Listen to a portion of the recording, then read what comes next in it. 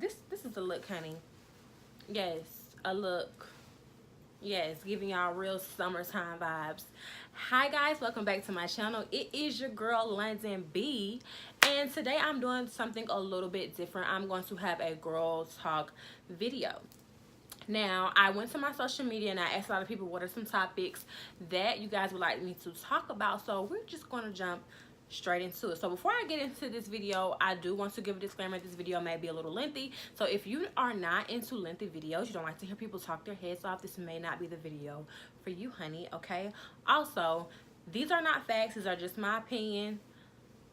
These are just my opinions, life experiences, things that I see friends go through, and I'm just trying to, you know, share the light, share some advice. So let's just jump straight into it. So we can't have a girl talk video and not talk about the girl code. So I feel like every female friendship girl code is different. I was just discussing this with my best friend, and it's just like, I don't know if the game has switched up, the rules have switched up, but it's just like, no. You definitely have to be loyal. So I feel like that is the #1 girl code. Be loyal to your friends. In example, do not backdoor your friends. Why do you want to do that your homegirl has dated? Better yet, your best friend has dated. Like, why do you want him, sis? Like, he's already been had by your homegirl. Make that make sense. Like, I just don't understand. It's just very tacky to me. Very tacky. It's other dudes out there. Definitely do not badmouth your friends. Do not tell your friends business. I feel like the girl code is simple. If you're a good friend, you know the girl code. But everybody don't live by the girl code. Everybody don't know what it is. Everybody is not a good friend. Everybody don't have good friends. But if you're a good friend and you're a loyal friend, then you know what the girl code is. No need to discuss this because we live by it every day, okay? Period. So of course, everybody wants to talk about dating. But I just feel like the topic of dating is just so vague. So I'm going to just discuss it from what I think needs to be said. So before we even get into dating, I definitely think that a major key before us as women start dating is to know your self-worth. You have to know your self-worth. You have to love yourself. Because if not, what happens is you will allow a man to treat you any kind of way. I'm pretty sure we see these memes all the time, know your self-worth. And I'm pretty sure we hear it all the time. But I just really don't. I don't think sometimes we understand the importance of knowing, like, your self-worth. Like, it's really important. Because when you don't love yourself, when you don't know how much you're really worth, it shows. And men know that. And they will play on that. And they will come in and treat you any kind of way.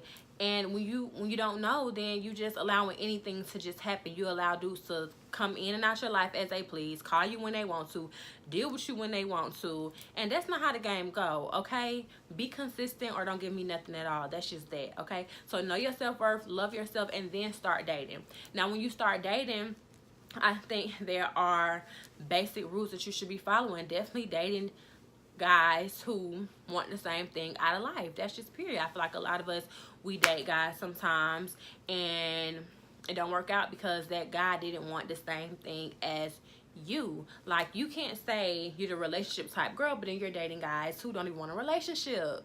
Like, that's just one, sis. Stop thinking that you can change his mind, because you can't. Because the truth is, he told you when y'all started dating that he did not want a relationship. You thought that you could change his mind. And you didn't change his mind, and now your feelings hurt, and now you mad, and now you have to go through all this when you could just listen in the beginning when he told you he didn't want a relationship. So at least date a guy who wants the same thing as you. Also, when you're dating, date a guy that's on your level. Like, I know a lot of people think that it's not helpful, but it really is. Like, you have to date a guy that's on your level mentally, spiritually. And if you have like an entrepreneur mindset and you know that you want to own multiple businesses, then you can't date a guy that wants to work a 9-to-5 for the rest of his life. That is no shade to anybody who wants to work a 9-to-5, because everybody doesn't want to be an entrepreneur, but that guy is not going to be on your level.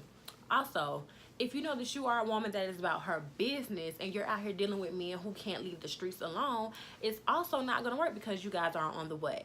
Same level. So date on your level, even if he's not necessarily there where he wants to be at. If y'all having a conversation, you see that his mental is there, y'all want the same things, not necessarily the same exact things, but y'all want this, y'all have the same type of goals, then maybe that's the guy that you want to entertain.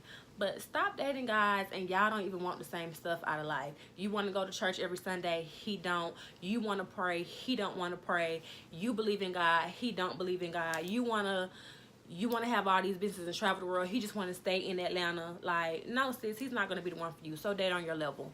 Also, be open about what it is that you're looking for in a relationship, and don't feel bad for wanting to be a wife. That is perfectly fine. And if he doesn't want those things, be confident and be okay enough to walk away and say bye-bye. We just don't want the same things. Just don't waste no time. In 2019, don't waste no more time. You can't get time back. You can't get that back. We can't get our time back, ladies, okay? So stop wasting time. Be upfront about what it is that you're looking for in the beginning. And if he's showing you signs that he cannot give you that, there's the door. What my sister Beyonce said, to the left, to the left. Next. Period. So I almost forgot to talk about the topic that I wanted to talk about the most in my Girl Talk video, which is toxic relationships and unhealthy attachments. I don't really think it's anything necessarily considered like a healthy attachment, but I definitely think that you should not attach yourself to someone who is definitely not your husband. Take it to someone who has been there. It's really not good, to the point to where if they're not texting you or if you haven't heard from that person, you should not have a bad day. That person should not be altering your mood. You should just have a good day regardless, even if you talk to that person or not. You should not be attaching your happiness to a person. Because what happens is when that person leaves, then you don't know real happiness. You don't know happiness just within yourself, just by yourself, because you've attached it to this person for so long. Then when he's gone, it's like, okay, what makes me happy? You were only happy when he was texting you or when he was calling you or when you guys were spending time or when you guys were doing things together. Outside of that, you don't know real genuine happiness. So don't do it. It's unhealthy. Also, understanding when you're in a toxic relationship, I feel like social media try to put in our head that the standard for getting a ring is putting up with cheating or disrespect or having babies. Like, I have to stay down for all the hard stuff just so I can get a ring. And that is not the standard. It is men out here who is not going to take you through that, who's going to love you genuinely and treat you right and still give you a ring. You do not have to go through all that just to get a ring. It is not the standard. If you guys are arguing every day, cussing each other out, calling each other out of each other's names, it's getting physical, he's having babies on you, he's cheating on you all the time, he's putting his hands on you, just all type of crazy stuff, then it's more than likely a toxic situation. You need to leave, sis, okay? You need to leave expeditiously, okay? Next topic. Men with trust issues. I have not really experienced this, so one of my followers requested this topic, so I myself have not experienced dating a man with trust issues. I would just say, sis, be patient. I'm normally the one that's crazy in the relationship that got trust issues, so I don't really know. But I would just say, like, be a little patient. If it's ruining the relationship that bad, maybe you guys need to take a step back from the relationship, and maybe he needs to do some healing until he's really ready for a relationship. Getting rid of trust issues is hard, especially when you've been hurt before, when you've been disappointed, when you've been tricked, you've been deceived. It can be very hard. So sometimes you need to take a step back, refocus, regroup, and then try it again. Just coming from my own like trust issues experience, like sometimes it's hard to believe like what's in front of you. Sometimes it could be too good to be true, so we try to fight it because we don't know, like, is this the real thing or is this me getting tricked again, I would say. So I don't know, give him some time, pray about the situation, see if that's the person that God has for you, because maybe that's a situation where you just need to be patient in, or maybe a situation where you just need to step away and let him figure that out. That's all that I have for that. Focusing on the bag versus focusing on the bag as in the material item. Really good topic. So I feel like we live in a day and age where social media is like a big thing now. It can be a bad thing, it could be a good thing, but I feel like a lot of people see these people on social media with these labels, with these designs, and they automatically want it. And that's okay to have desires, to say one day, you know, I want to be able to purchase me a Gucci bag or a Louis bag or whatever type of designer bag it is, but that cannot be your main focus. You have to have a bigger reason. If that's what you want to do one day, is to purchase that designer bag, then that's fine, but that can't be your main focus, because now You're just going after a material thing, and it's really not going to fulfill you, because once you get that, then it's like, okay, what's next? Okay, what's the next thing that I want? So I just think that you need to be actually focusing on the bag, as in getting your coin, you know, and then the rest of that stuff will come. That designer stuff be ugly anyway, so don't waste your money.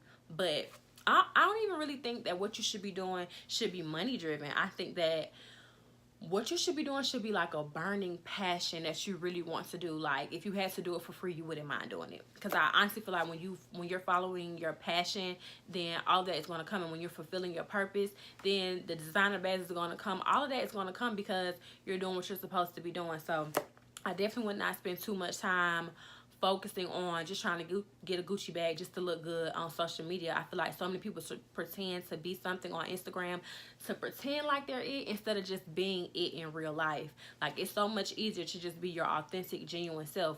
Be it in real life instead of having to pretend and put this facade on for social media that you're this it girl, and you're not. Just be it in real life, sis. And the people, we live in a time where a side hustle is definitely needed. I definitely have me 2 side hustles. I just recently launched my consignment boutique, and I'm also a personal stylist, and I go out and I style shoes. If you're going out of town or whatever the occasion is, I can style you. So I definitely think that we live in a time where side hustle is needed.